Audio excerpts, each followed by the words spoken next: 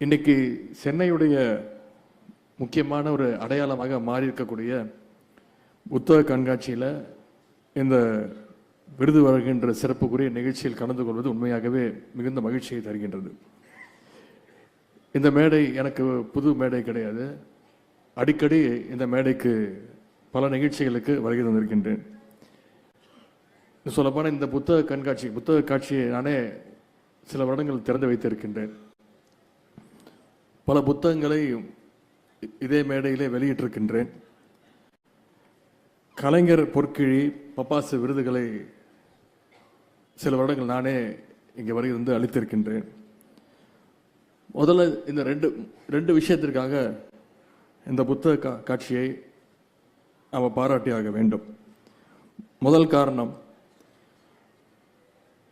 49வது வருஷமாக இந்த book fair புத்தக காட்சி இங்கே சிறப்பாக நடைபெற்றுக் கொண்டிருக்கிறது. 1977ஆம் ஆண்டு 1977 வெறும் 13 அரங்கங்களோடு துவங்கப்பட்ட இந்த புத்தக காட்சியில் இன்னைக்கு 1000க்கும் மேற்பட்ட அரங்கங்கள், கடைகள் அமைக்கப்பட்டு புத்தகங்கள் விற்பனையாகி கொண்டிருக்கின்றது. பொன்விழாவை தொடர இருக்கக்கூடிய சென்னை புத்தக காட்சிக்கு முதல்ல நம்ம அத்தனை பேர் நம்முடைய பாராட்டுகள், வாழ்த்துக்களை தெரிவித்துக் கொள்வோம். அடுத்து இந்த முறை இந்த ஆண்டு புத்தக காட்சிக்கு வரும்பொழுது கட்டணம் இல்லாமல் அரங்குகளை பார்வையிடலாம் அப்படின்னு அந்த கண்டிஷன்ஸையும் ரிலாக்ஸ் பண்ணியிருக்கிறீங்க. அதற்கு வாசகர்கள் சார்பாக உங்களுக்கு என்னுடைய பாராட்டுகள், என்னுடைய நன்றியை நான் தெரிவித்துக் கொள்கின்றேன். இங்கே நக்கீரன் கோபால் அவர்கள் பேசும்பொழுது குறிப்பிட்டு பேசினார். அவரும் ஒரு பதிப்பாளராக வந்திருக்கிறார் என்று.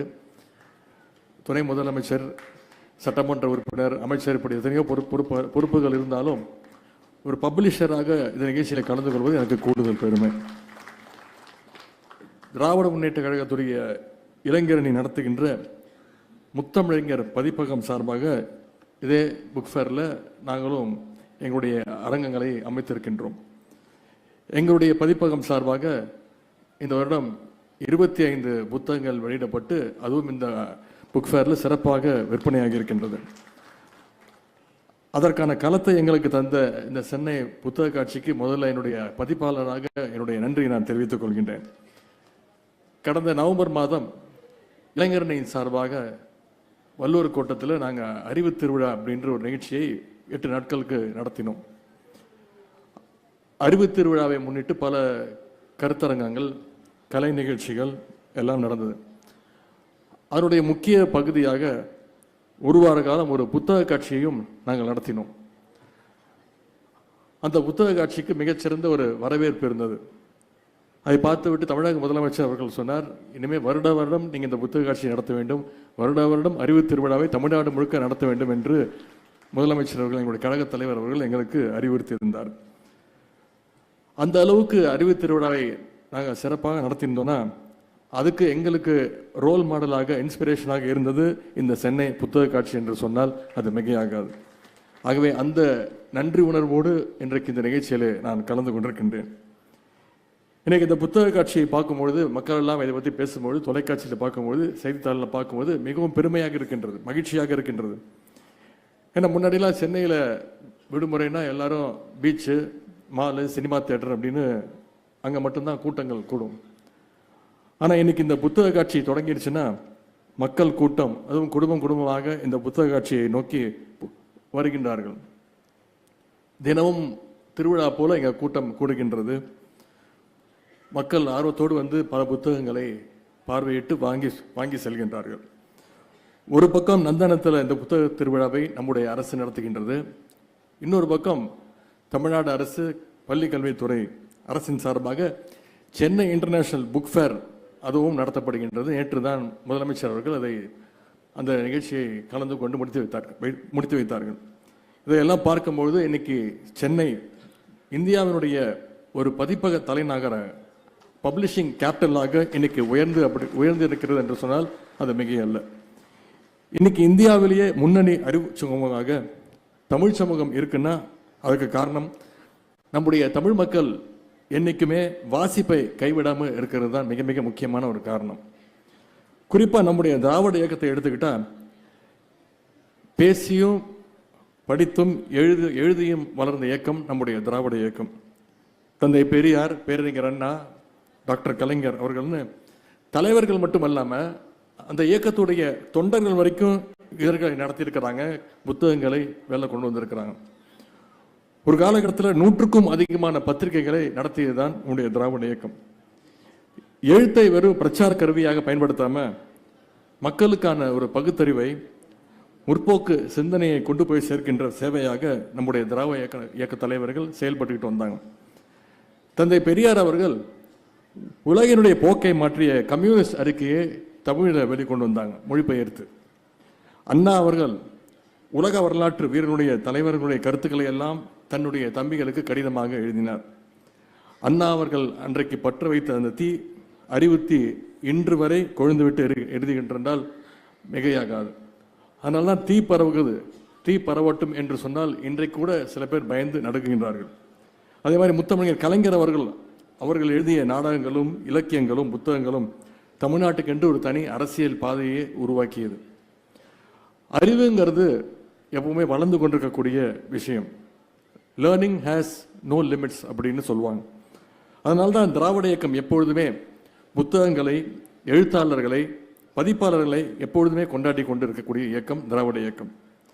கலைஞர் அவர்கள் புத்தகங்களுக்கு எந்த அளவுக்கு முக்கியத்துவம் கொடுத்தார்களோ அதே அளவுக்கு எழுத்தாளர்களுக்கும் பதிப்பாளர்களுக்கும் முக்கியத்துவம் கொடுத்து வந்தார் டாக்டர் கலைஞர் அவர்கள். அதனால்தான் தன்னுடைய சொந்த நிதியிலிருந்து 1 கோடி ரூபாயை பப்பாசிக்கு அவர் அளித்தார். இன்றைக்கு அதன் மூலம் கிடைக்கின்ற அந்த வட்டியிலிருந்து எழுத்தாளர்கள், மொழிபெயர்ப்பாளர்கள், பதிப்பாளர்களுக்கு 1 லட்சம் ரூபாய் கலைஞர் பொற்கிழி விருதும் வழங்கப்படுகின்றது. இந்த ஆண்டுக்கான பொற்கிழி விருதை நம்முடைய முதலமைச்சர் அவர்கள் இதே மேடையிலே 1 வாரத்திற்கு முன்பு அளித்தார். அது மட்டும் இல்லை, நம்முடைய திராவிட மாடல் அரசு இன்றைக்கு வாசிப்பை ஊக்குவிக்கின்ற ஒரு அரசாகவும் தொடர்ந்து பல்வேறு நடவடிக்கைகளை எடுத்து வருகின்றது. தமிழ்நாடு முழுக்க இன்னைக்கு சென்னையில் மட்டும் இல்லாமல் இன்னைக்கு பல்வேறு மாவட்டங்களில் இதே மாதிரி புக் ஃபேரையும் நம்முடைய அரசு நடத்திட்டு வருது. இந்த சென்னை புத்தக காட்சியை நடத்துவதற்கு நம்முடைய அரசு கிட்டத்தட்ட 75 லட்சம் ரூபாய் ஊக்கத்தொகையும் நம்ம அரசு வழங்கி வருகின்றது. அது மட்டும் இல்லை, வைகை, சிறுவாணி, காவிரி ஆகிய இலக்கிய திருவிழாக்கள் நடத்தப்படுகின்றது. தமிழ் நூல்கள் நாட்டுடைமையாக்கப்படுகிறது. எழுத்தாளர்கள் பிறந்த நாளில் தொடர்ந்து கூட்டங்கள், பாராட்டு விழாக்கள் நடத்தப்படுகின்றன. இதழியாளர்களுக்கு கலைஞர் எழுதுகோள் விருது, உலக பல்கலைக்கழகங்களில் செம்மொழி தமிழ் இருக்கைகள், இலக்கிய மாமணி விருதுகள், இப்படி உயரிய விருதுகள் பெற்ற எழுத்தாளர்களுக்கு கனவு இல்லம், இப்படி பல்வேறு திட்டங்களை நம்முடைய அரசு செயல்படுத்தி வருகின்றது. கலைஞர் அவர்கள் அண்ணா நூற்றாண்டை முன்னிட்டு சென்னையில் கோட்டுப்புறத்தில் அண்ணா நூற்றாண்டு நூலகத்தை திறந்து வைத்தார். கலைஞர் வழியில் நம்முடைய தலைவர் முதலமைச்சர் அவர்கள் மதுரையில் கலைஞர் நூற்றாண்டு நூலகத்தை திறந்து வைத்தார். அது மட்டுமல்ல, திருச்சியில் காமராசர் அறிவுலகம், கோவையில் பெரியார் நூலகம், திருநெல்வேலியில் காயிதே மில்லத் அறிவுலகம், சேலத்தில் பாரதிதாசன் அறிவுலகம், கடலூரில் அஞ்சலி அம்மாள் அறிவுலகம்னு நம்முடைய அரசு பல்வேறு அறிவுலகங்களை, நூலகங்களை திறந்து வைக்கின்றது. திராவிட முன்னேற்ற கழகத்துறை இளைஞரணியின் சார்பாக கழகத் தலைவர் முதலமைச்சர் அவர்கள் எங்களுக்கு கொடுத்த பணி, தமிழ்நாட்டில் இருக்கக்கூடிய அனைத்து சட்டமன்றங்களையும் ஒரு நூலகத்தை நீங்கள் அமைக்க வேண்டும் என்று சொன்னார்கள். இன்னைக்கு கிட்டத்தட்ட 120 நூலகங்களை திமுக இளைஞரணி தனியாக நடத்தி வருகின்றது. அது மட்டும் இல்லை, என்னுடைய சேப்பாக்கம் திருவல்லிக்கேணி தொகுதியில் ஒரு நடமாடும் நூலகத்தையும் அமைத்திருக்கின்றோம். கிட்டத்தட்ட 1000க்கும் மேற்பட்ட மெம்பர்ஸ் இன்னைக்கு அந்த நூலகத்தில் பதிவு செஞ்சு அதை பயன்படுத்திக்கிட்டு வராங்க. அதேபோல எனக்கு எங்களுடைய கழகத் தலைவர் சொன்னது போல பொன்னாடைகள், பூங்கொத்துக்களையும் தவிர்த்து விட்டு புத்தகங்களை பரிசாக கொடுக்க வேண்டும் அப்படின்னு எங்களுக்கு கட்டளையிட்டு இருக்கிறாங்க.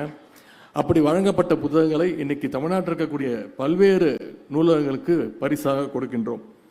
ஆகவே வாசிப்பை ஒரு இயக்கமாக ஆக்கிறதுக்கு எங்களால் முடிந்த விஷயங்களை தொடர்ந்து நாங்கள் செய்து வருகின்றோம்.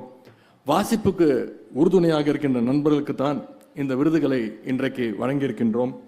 சிறந்த பதிப்பாளர், சிறந்த நூலகர், சிறந்த புத்தக விற்பனையாளர், சிறந்த எழுத்தாளர் அப்படின்னு புத்தகங்கள் உருவாகி அது வாசகர்கிட்ட சென்று சேர்ற வரைக்கும் உழைக்கின்ற அனைவருக்கும் இன்றைக்கு இங்கே பாராட்டு கொடுக்கப்பட இருக்கின்றது. இது போன்ற ஆக்கப்பூர்வமான பணிகளை தொடர்ந்து செய்து கொண்டிருக்கக்கூடிய பப்பாசி நிர்வாகிகள் அத்தனை பேருக்கும் உங்கள் சார்பாக என்னுடைய வாழ்த்துக்களை நான் தெரிவித்துக் கொள்கின்றேன். நம்முடைய திராவிட மாடல் அரசு என்றைக்கும் உங்களுக்கு துணையோடு இருக்கும்.